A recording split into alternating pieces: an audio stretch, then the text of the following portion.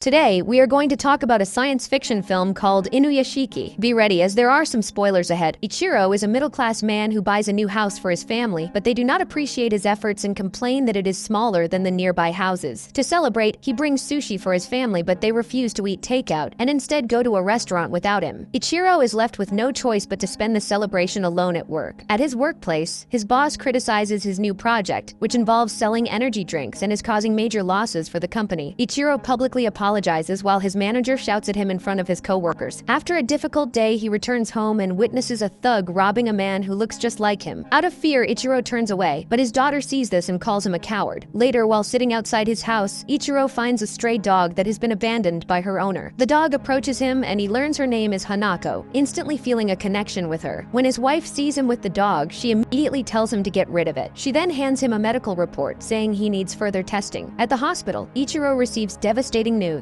The doctor tells him that he has stage 4 cancer and only about 3 months to live. He tries to call his wife to share the news, but she ignores him. He also calls his daughter, but she does not answer either. During dinner, Ichiro attempts to tell his family about his condition, but they are too self-absorbed and continue blaming him for everything. His wife again demands that he get rid of the dog, ignoring the pain in his eyes. Ichiro takes Hanako out into the streets and wonders if his family will even cry for him after hearing the truth. He apologizes to Hanako and tries to leave her behind, but she keeps following him everywhere. Unable to abandon his loyal companion, Ichiro realizes that Hanako may be the only one who truly cares about him. He apologizes deeply for even trying to leave her. At a park, Ichiro notices another man named Hiro sitting nearby, lost in thought. Suddenly, both of them look up and see a bright light rushing toward them. An object crashes into them at incredible speed, and Ichiro loses consciousness as a strange presence surrounds him, while Hanako barks loudly. The next morning, Ichiro wakes up and finds Hanako beside him. To his surprise, his vision has become perfect, even without his glasses. He returns home for breakfast but realizes he cannot taste the food and feels an unusual thirst even after drinking water. When he goes to his room, he notices smoke coming out of his left hand. His hand suddenly transforms into a large rifle and fires, destroying what appears to be the soup he drank earlier. Soon, his entire body begins to change, opening up and revealing mechanical parts beneath his skin. Ichiro somehow manages to pull himself back together just as his wife walks into the room. Meanwhile, it is revealed that Ichiro's daughter Mari studies in the same class as Hiro, the man from the previous night. Hiro visits his friend Chaco and decides to show him the powers he gained from the strange encounter. He demonstrates this by shooting a bird from a distance using only his fingers. Hiro then takes Chaco to an underground parking area where he shows his ability to control cars with his mind. He also reveals the mechanical structure hidden beneath his body. At the same time, Ichiro leaves work and notices an injured pigeon on the ground. Feeling compassion, he gently picks it up and, surprisingly, heals it completely, allowing it to fly again. Soon after, he hears another cry of pain from far away and rushes to a hospital. There he finds a young boy who is close to dying from a serious illness. Ichiro places his hand on the boy and successfully restores his health. Seeing the boy reunite with his mother fills Ichiro with a sense of happiness, knowing he has saved a life.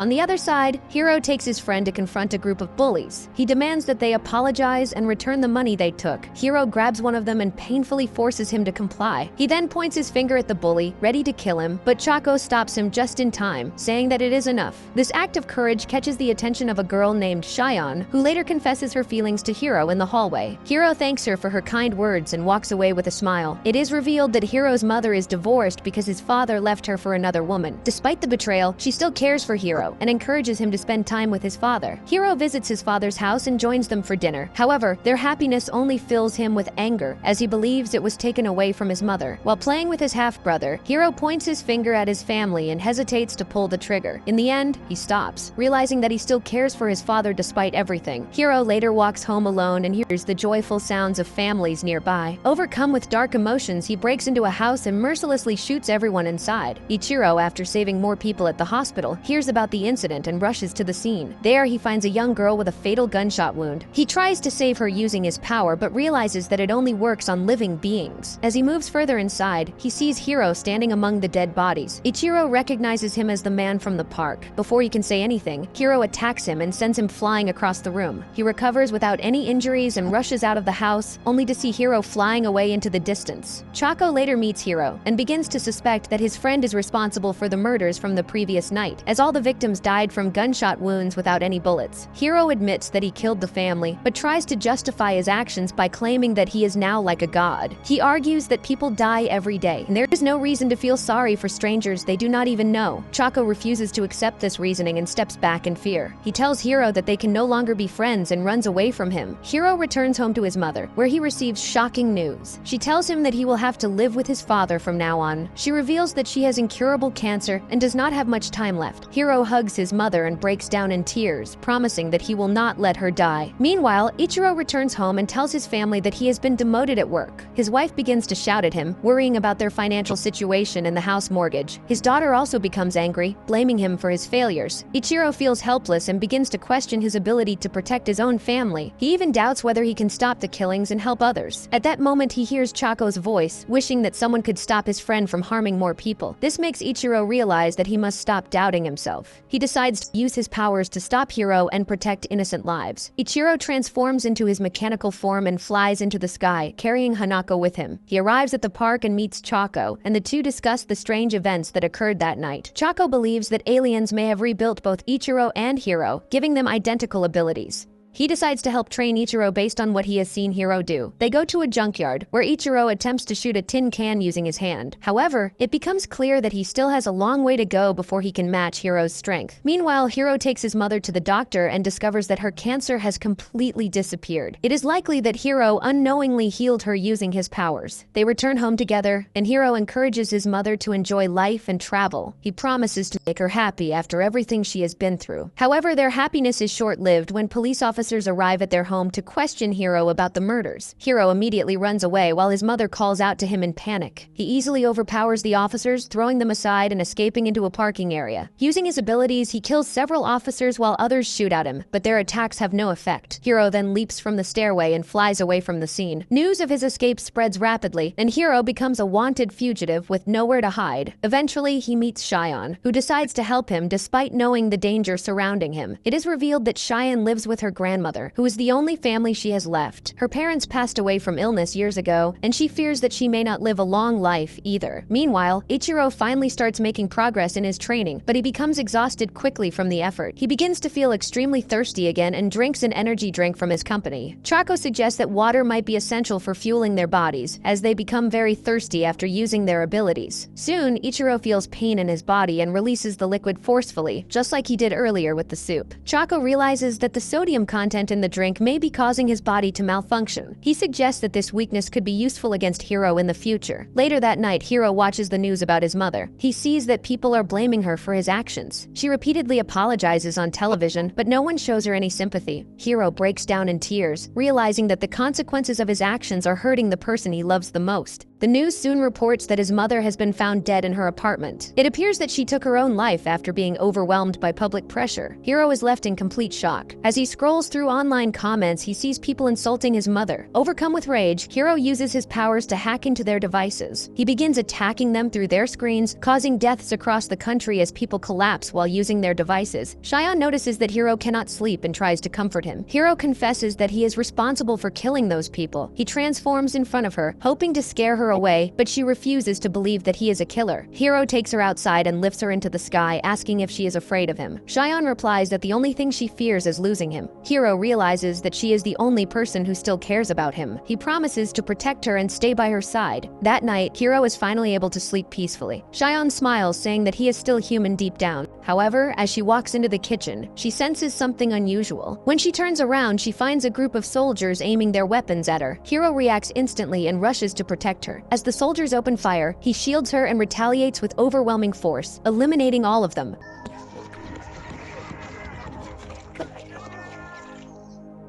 When everything becomes quiet, Hiro notices that Cheyenne has already been fatally wounded. She lies motionless with multiple gunshots. Hiro breaks down in grief over her death. Consumed by anger, he decides to take revenge on the entire country. Hiro later sees news reports about the recent attacks and warns his family to turn off their phones. However, they ignore his warning and continue with their daily routine. Meanwhile, Mari meets up with her friends. They climb to the top of a high-rise building to enjoy the view. Hiro begins broadcasting himself across every network, announcing his plan to destroy the country in order to avenge his family. At first, no one takes him seriously. However, people quickly panic when he starts attacking, and individuals begin collapsing everywhere. Chaos spreads as everyone tries to escape, but there is nowhere to hide from his attacks. Ichiro manages to interrupt the broadcast signal, and Chaco urges people to throw away their phones to avoid being targeted. With no easy way to reach people through devices directly, he launches multiple missiles into the city, causing massive explosions. Ichiro confronts Hiro and tries to reason with him, asking him to stop. However, Hiro refuses to listen and begins chasing Ichiro through the sky. They fly between buildings as Hiro closely pursues him. Hiro fires a barrage of missiles, but Ichiro narrowly avoids them as explosions erupt behind him. They rush through an underground tunnel, where Ichiro barely avoids colliding with oncoming traffic. As they move closer to Mari, Ichiro hears her calling for help after her building is struck by a missile. He immediately rushes toward her, but Hiro attacks him from behind. The impact disrupts Ichiro's flight system, causing him to crash into the side of a building. Ichiro tries to fight back, but Hiro dodges his attacks and sends him crashing through the structure. They collide with a helicopter, which crashes and explodes on impact. Both of them land on a rooftop where Ichiro once again pleads with Hiro to stop. Hiro takes out a bottle of water to recharge himself, but Ichiro destroys it. Enraged, Hiro attacks him and grabs another bottle, quickly consuming it before continuing his assault. He fires more missiles, sending Ichiro flying high into the sky. Hiro chases him further into the atmosphere